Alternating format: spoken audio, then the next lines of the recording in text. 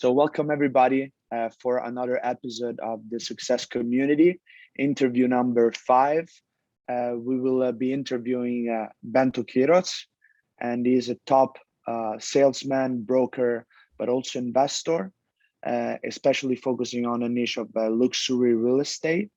And Matteo is going to tell you a little bit more about what he does and what he focuses on. Yeah, sure. So Bento is a top luxury real estate agent, and is a top performer in his niche because he's not only a successful entrepreneur and investor, but he's also a very successful real estate agent because Bento sold more than $100 million in real estate. So we're dealing with a top performer, and we're interviewing a top performer. So Bento has also a degree in economics, and he traveled the world working from Italy, for example, London, Brazil, and he now operates and lives in Miami. So this is going to be a very interesting interview because Bento is not only an expert on the real estate field, but he's also an expert in asset allocation. He's very curious about cryptocurrencies, for example. So we're going to touch on a lot of interesting topics with a top performer in his niche. So enjoy the interview. Hello, everybody. Hey, Bento, thank you so much for taking the time, man. And we really appreciate it. And let me start by asking you right away, how do you get into real estate? It's actually a very long story. I'm going to try to make as fast and as short, as sweet as possible. Real estate, actually, you don't get into real estate. Real estate gets into you. Basically, it's something that in order to really be very good at it, you really need to have that in you. And then when I say this, it's just like there's not a scientific formula. It's not really like investment banking or private equity or any other mathematical formula. It's something that you need to feel. It's something that you need to identify yourself with. And then naturally it comes. So basically I was a tennis player, as you guys know. I played when I was young, played for Portugal. And then when it was 16, 17, I really did not have the opportunity that you guys had of coming and play college here in the US. So I really had to make a decision. And my decision was very simple. Let's go and go to college and pursue a career. Economics was the area that I picked and I always loved. And I got into strategic consulting many years for investment companies and investment banks and whatnot. And after selling my company, I decided to jump into real estate, which was really a long time passion. I have been building and accumulating knowledge over the course of years. I took the license here in the US and became a real estate sales associate back in 2010, I believe. After selling the company was a very natural step for me to pursue a real estate career. When I say a real estate career, is really like immerse in the real estate knowledge and bring the very best value with a more analytical approach. So real estate there's almost basically no barriers to entry in the US to be a real estate agent or a real estate broker. You really don't need anything other than being in the US. You don't even need to be a legal US citizen to have a real estate license. So that lackage of barriers to entry makes it a very intriguing profession, if you will, or career, because anyone can really be. Now, there is a big gap between the high performers, the top leaders in the market, and the rest of the market. And that's what I'm seeing. Thanks God, I've been building my reputation and been working very hard. Just 1 second, please. Excuse me 1 second.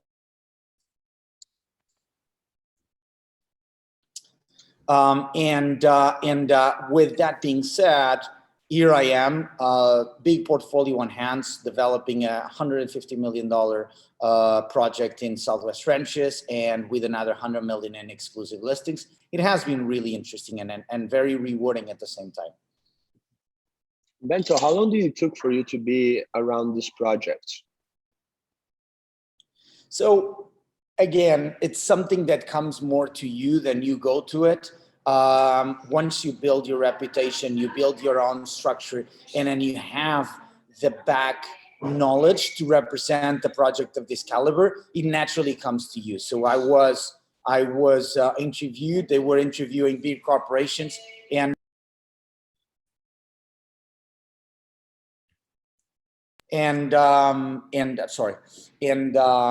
basically naturally they were interviewing a couple of big companies, and they really felt that they needed someone with a proper individual identity that would give their very best.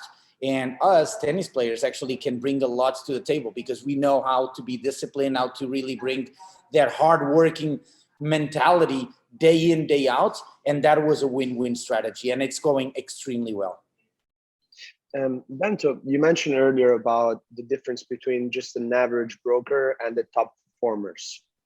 Mm-hmm. What do you think is the main difference and the main traits of a top performer in that market, in that industry? So there is a statistics that I don't know if it's right or updated, but it was updated 2-3 years ago. There was roughly only 1% of the real estate brokers in Florida represent 98% of the income. Meaning the top 1 performers really concentrate basically everything in the market. The rest is just noise.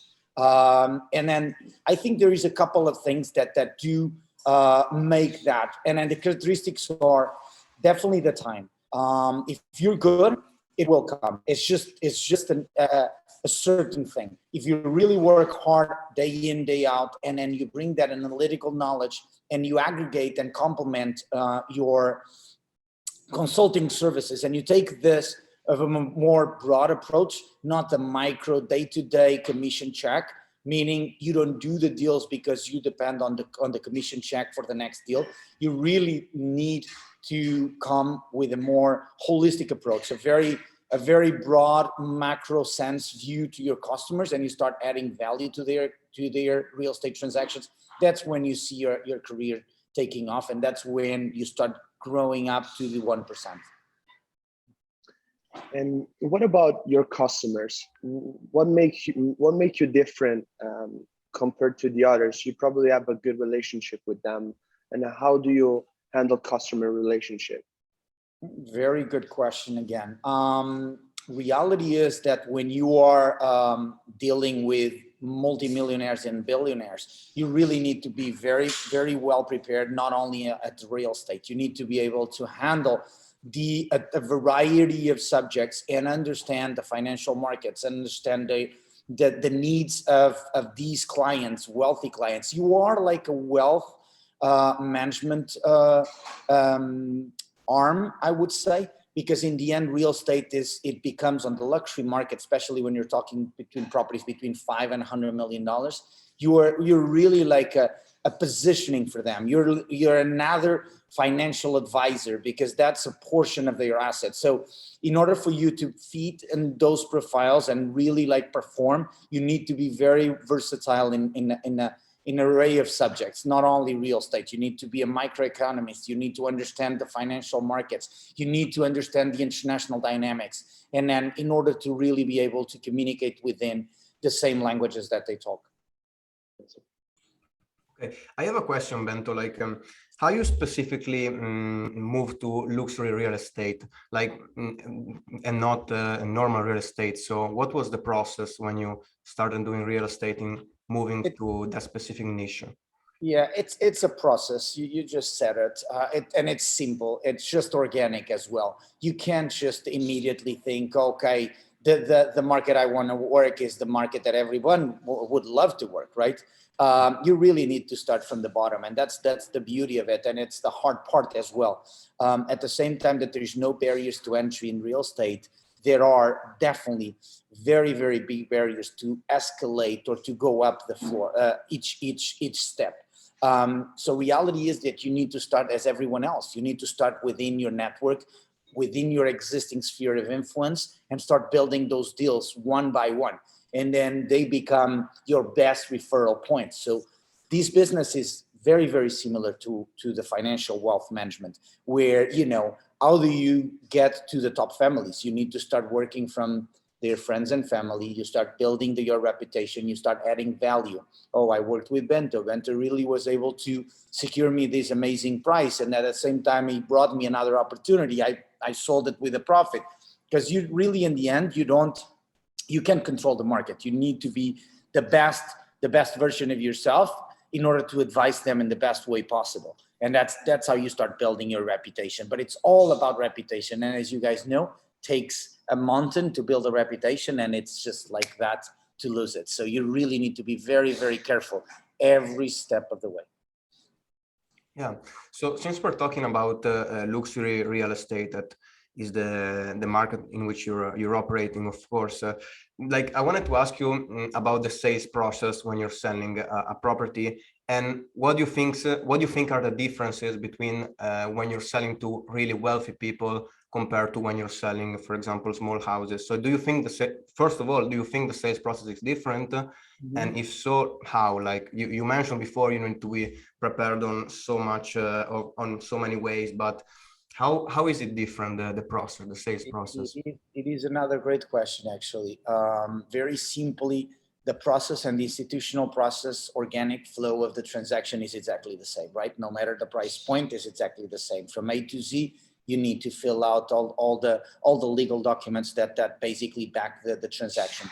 From a more holistic standpoint, is completely different.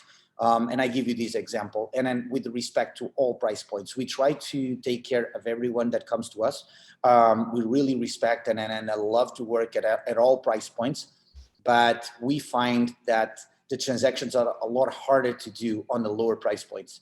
And then when the transaction is below $500,000, normally and typically, that transaction is a very, very, very big portion of the decision and the wealth of that subject. Let's say a young couple that is starting their life to buy a $400,000 home when they don't have any savings is a very, very important decision that they need to make, and they need to be very careful about it. So they think twice, 3 times.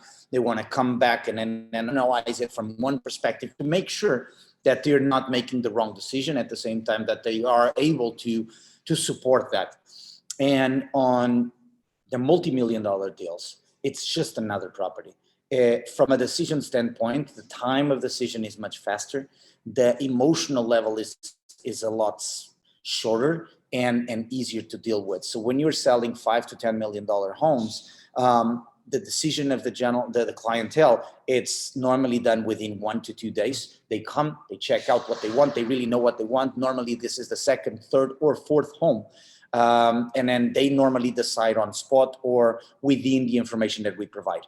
On the other side, with lower price points, I mean, it takes months to digest and then in order to really make the decision and pull the trigger, because it's just such an important point for them.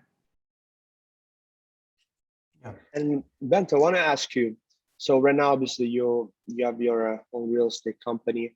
Are you also, is that your main priorities, or you also have other visions and you like also to invest, you know, your money somewhere else into stocks, I don't know, crypto, or you're just focusing right now on your own company and on making it grow more and more?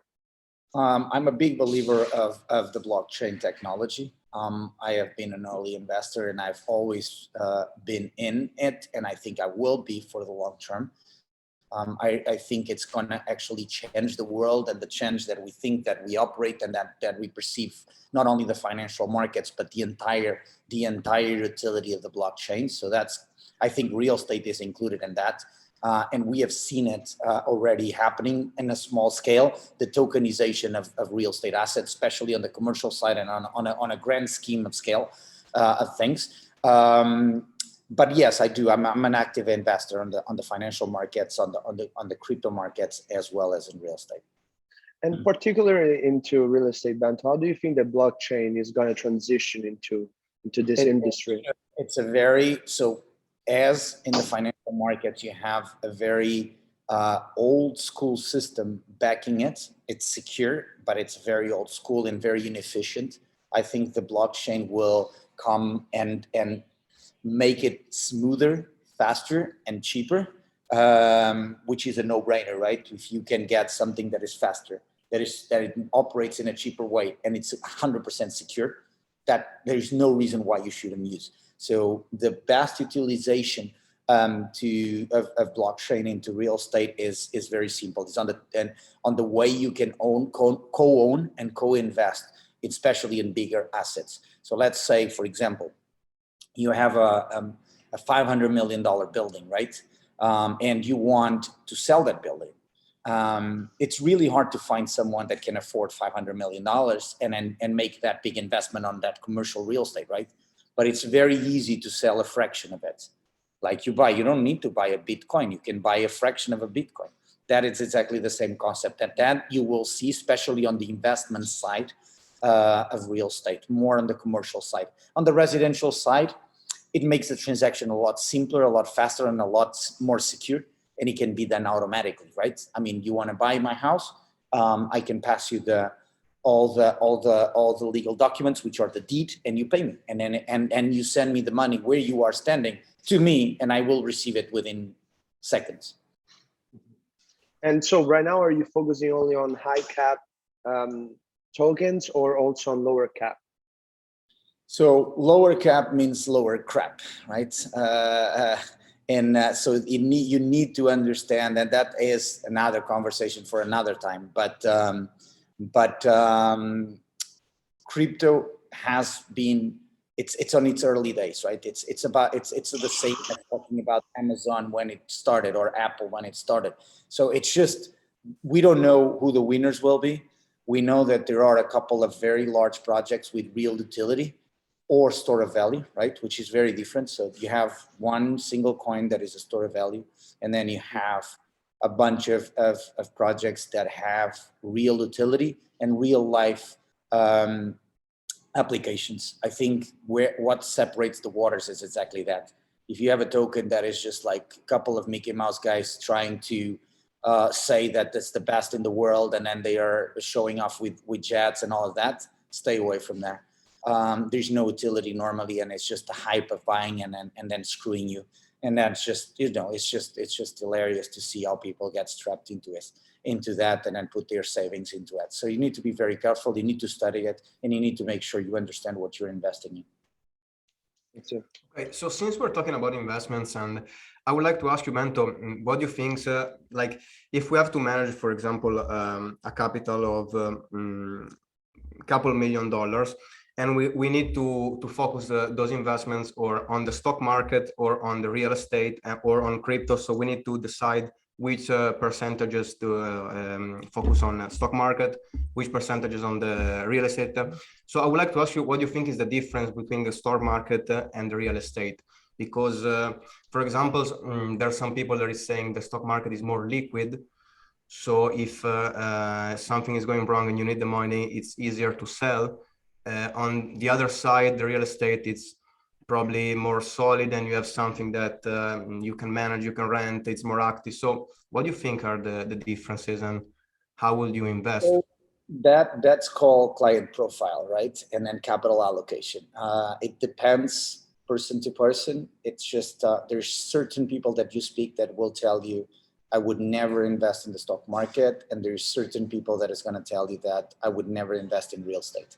And what you said were exactly the reasons why, okay? It's the liquidity. So the biggest difference between those markets, it's only one, in my opinion, is liquidity. In both of them, if you look long-term, you make money, right? In both of them, you go through cycles, ups and downs. But the biggest key point is the liquidity. In fact, if you want to sell the S&P, let's say, and then quote Warren Buffett, for example, right? What does he say? You're not a savvy investor. The best investment you do, you buy and hold ETFs, right? Which is a basket of assets. And that's completely right.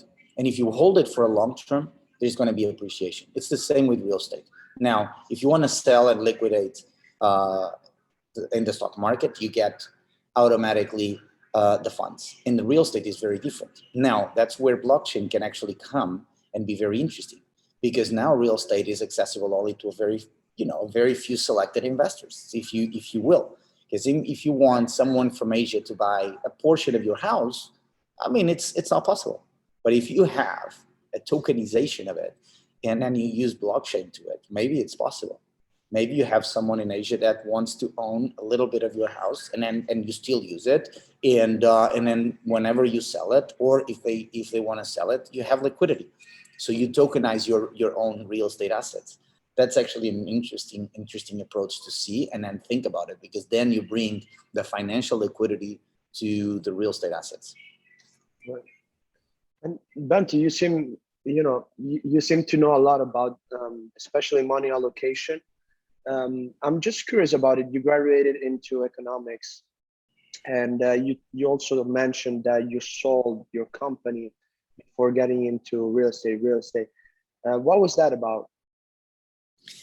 It's part of my career, basically, and the process and the progress that I did in life. And I'm an entrepreneur at heart, and I think when you are in real estate, you need to be an entrepreneur, because you're your very own CEO. There's no salary, there's no guarantees, and then the only thing that is for granted is the opportunity. So you need to really go get it and then make it happen. It's like in when you get out of college, you have a multitude of opportunities. When you work for others, the opportunities are limited, but there's certainty, and you need to pick your side and you pick your battles. Basically, if you want to pursue a career as an entrepreneur that has risks, high risk, high reward. It's exactly the same as in the financial markets and in life. You need to push your boundaries and then be very aggressive. That's it. And Bento, you mentioned something that is really in our heart, which is entrepreneurship and being your own CEO, which is something that both me and Matteo are planning on doing and are actually doing already. But I want to ask you, first of all, how do you allocate your time when you know that, and obviously it depends on what you're doing, but also are you not only allocating your time, but also managing your people? Do you have some values, some principles that you go about doing that? Absolutely.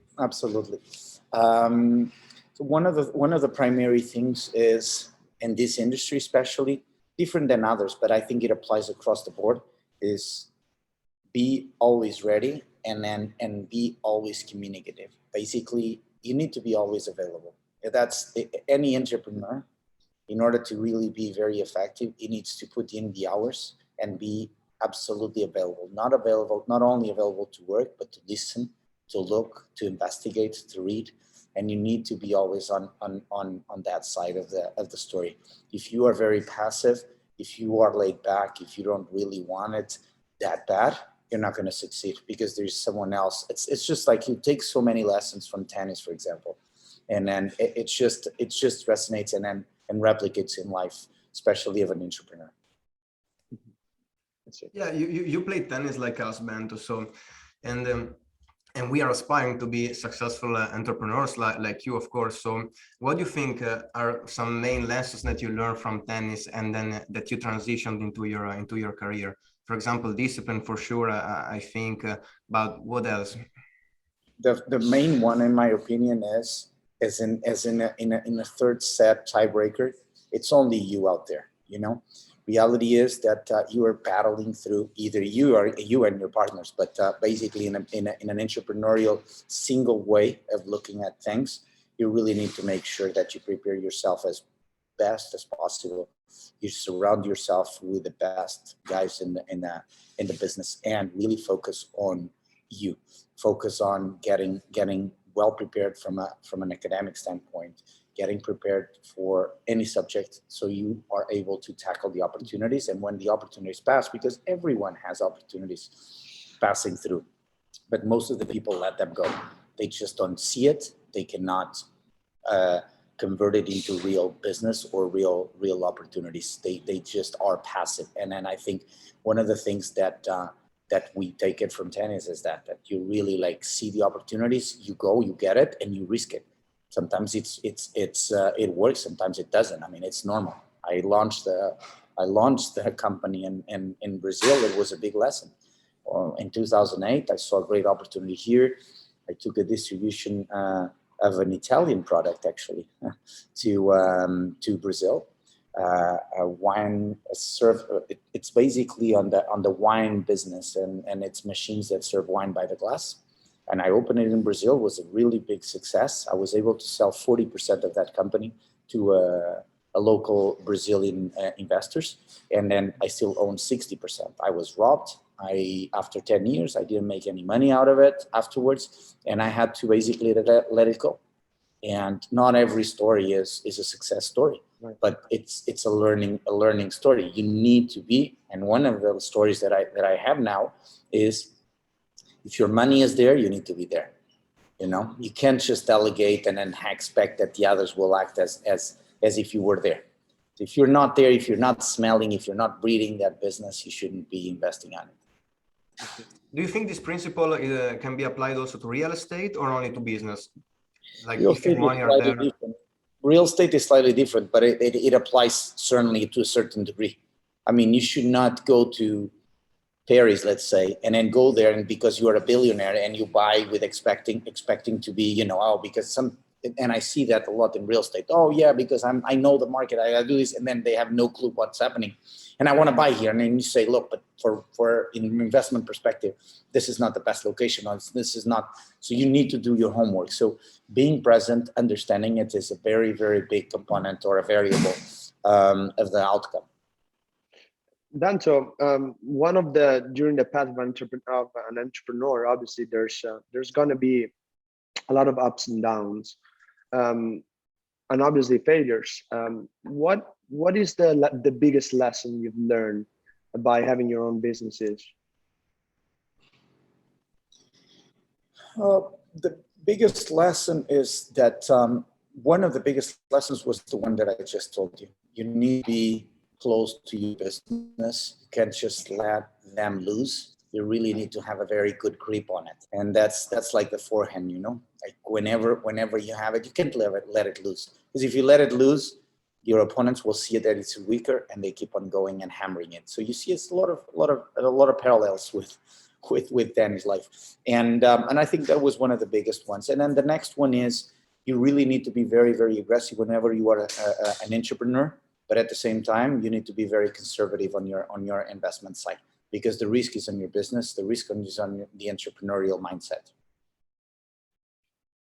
Okay, I have a question that I wanted to ask you since the beginning, Bento, because I know that you have a degree, of course, but I wanted to ask you, like, if you think that the studies that you did during the university at that time actually helped you as an entrepreneur, or not, and why? Because there's a lot of discussions today about if you want to be a successful entrepreneur, you're wasting your time going to college, you're wasting your time going to school, you should study more on books or do stuff like that. So I wanted to understand better your point of view. I think that speech only applies to the 0.00001%. We're talking about Steve Jobs, we're talking about Mark Zuckerberg, those geniuses that are able to really be extremely above average and with incredible talents and IQs. And for them, maybe school is just a little bit of a waste of time. And they realize it, but they are there. They go to Stanford, they go to Harvard, they go to all of those big names, and then they realize that they can do a lot more, but only when the opportunity presents. The story is not that at 16 years old or 15, they started a business.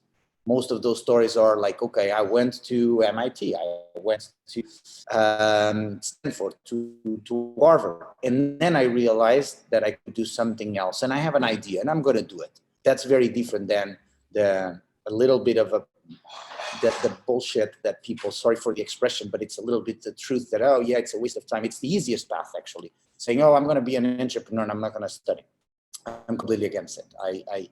I'm a big believer of academics. I'm a big believer of studying and interacting it, because when you are in you know, I did my degree in economics in Portugal. Actually, I spent 1 year in Milan with Erasmus.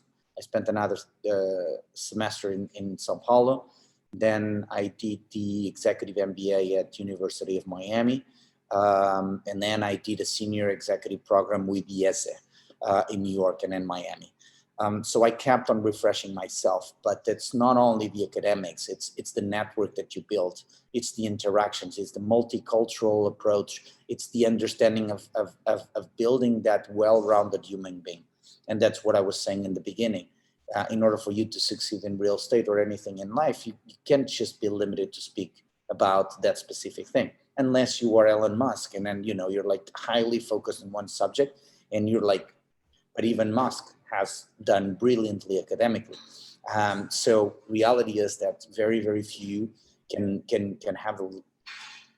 say and then be really backing it with true arguments that studying is a waste of time. I think it's actually very important. It gives you a multitude of subjects. It gives you also the relationships and the networks that you need to build your future. No one actually builds nothing but up by itself. So you guys are for sure partnering and entrepreneurs. You need one to complement the weaknesses of others, you know? Yeah.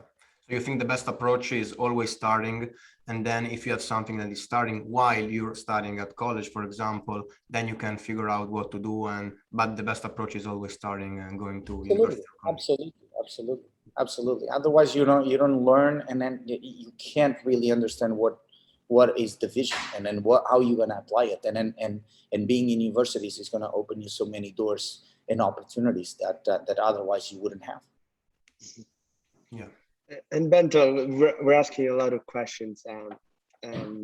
Thank you so much for your time. Really appreciate it. I just want to ask you about goal setting, because I know that especially in your business, you got to hit certain targets, and you got to bring the vision on. How do you set it up? How do you go about goal setting? So targets and statistics are very funny, right? Targets and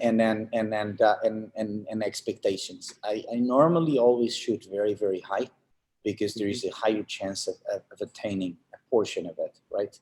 But in the end, it's a result of your dedication. So when I think about the 2 to 5 year plan, I always think very, very macro, and then try to implement it on a micro approach.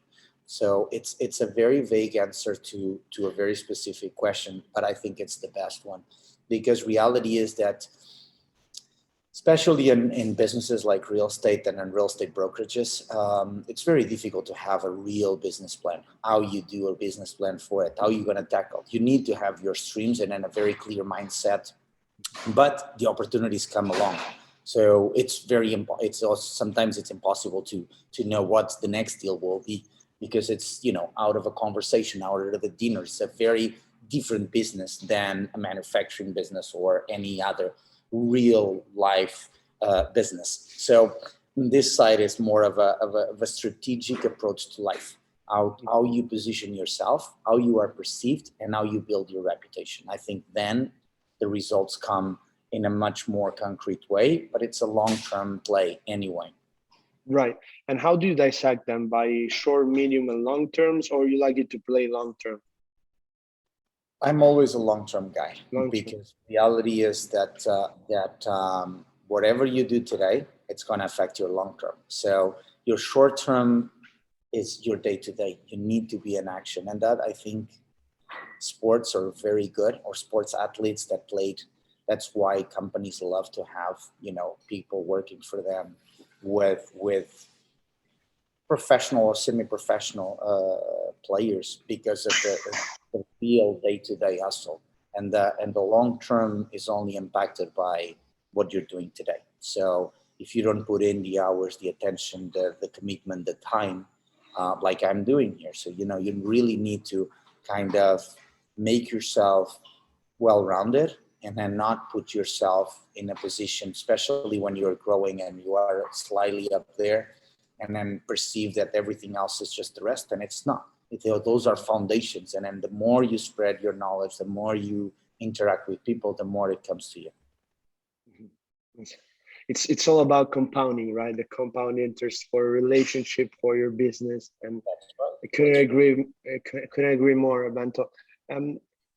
Let me ask you, are you a reader? Do you read books? And I do. I'm not a very avid. I mean, so let's do this. I was never a very avid reader when I was young, but nowadays I do read a lot. things that are completely related to my day-to-day businesses and interests. So I do read a lot of hours a day, but basically things. I'm not a very book reader. I have read several books actually this year, but it's been a different year. But I love to read, and I read a lot of things that connect with me and then my interests. Are you into NLP type of public relations and things like that in this type of topics? Obviously, being a broker, a real estate agent, you need to talk your way through, and you need to get to know a lot of people. I was curious if you know about NLP, body language, public relations, all these type of things. And I read a lot of technology related to financial markets. Be very updated to what's happening in the world, dynamic trends, currencies, because every single thing impacts our businesses, our real estate business. So I'm very, very up to date to all the new trends, all the technologies, all the financial markets. That's kind of my day-to-day breather. That's it.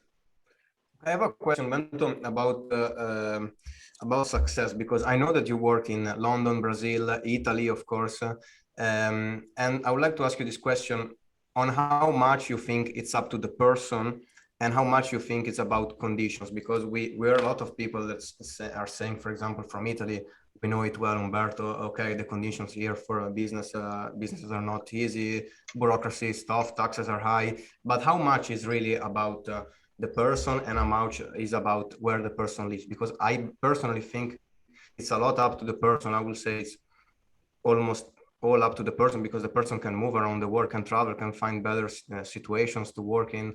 So since you work from different places, like, what do you think about it? So I actually think that the dynamics of each country make a big portion of the outcome, because talented people are everywhere and opportunities are not equal. So there are strategic points and places that can really be very favorable to businesses. Let's say, for example, if you want to launch a technology company, and it can really be a very, very successful idea, and very good idea, but not necessarily successful, because you need the infrastructure, the connections, and the network. Let's say that you are, in Tuscany, and then you really want to launch that technology company. It's a very different thing than being in Palo Alto. So, yes, we're in a global world, and its communications are very, very fluid internationally and globally. But I think there are certain places that potentialize and basically help you go forward much faster than if you are in other places. So I think there is a debate, there is a point. I think you should not be constrained. I think the point is different than your question is. You should not be constrained by your location to launch any kind of business, because any kind of business can be fruitful and good from anywhere in the world. Now, there are places that can accelerate that process. Okay, and now that you're working in US, like there's a place from the places that where you work that you found better for you and that you prefer, because you work in London, Brazil, Italy, US now, like I think the US mindset is by far the best one. It is a very capitalist approach to business. You guys being from Italy, how socialism can impact, how hard it is to manage people there. I mean, I'm from Portugal, and it's the same. You want to fire someone that is not doing their job right, you can't fire them because the system protects them. And that's a big hurdle for anyone. And in the US, no. You have 30 years working for the same company and you are not producing well. I'm so sorry. Thank you so much. There's someone else that needs to do it. And I'm a big believer of that. I think the same way I want meritocracy and hierarchy to be defined by your achievements, you can become a Goldman Sachs partner as early as you can be. But then you go to Italy and you go to work for Banco Intesa or São Paulo, and you're going to have to go through the ranks. That's how it works. It's the same in Portugal. And because even if you are amazing, they're going to have always a foot on your hat. That is not right. And that's what I love in the US. Actually, I'm just having a conversation with a friend yesterday, and we're saying how if you want to live a beautiful life, the quality of life you live in Europe, in Italy, Portugal, Spain, is just way above. But if you want to hustle, you want to build something great, you just come to the US and you make it happen. But it also depends what the definition of an amazing life. You know, I mean, what really defines that for you? Because in the end, if you're talking about, oh, I have a fabulous quality of life because the government takes care of me, because they are basically living there and you don't need much money to live well. I mean, in the end, you're not really adding any value to your life. You're just living as everyone else. So it's exactly the opposite mindset as of an entrepreneur. So in reality is, oh yeah, I go back and I see my friends from my childhood friends, and then they are there and they say like, oh no, we live an amazing life, but they never traveled. They never, did anything. It's just like, it's a limited version of a beautiful life because they don't really know what it's out there. So in the end, I don't know if that's true or not. It's challengeable. Well, unless Matas, a question. No, it was actually a very interesting conversation because we touched so many topics. We touched about so many different real estate topics. investments, Lifestyle. So actually, thank you very much, Bento, for this interview. We're gonna stop the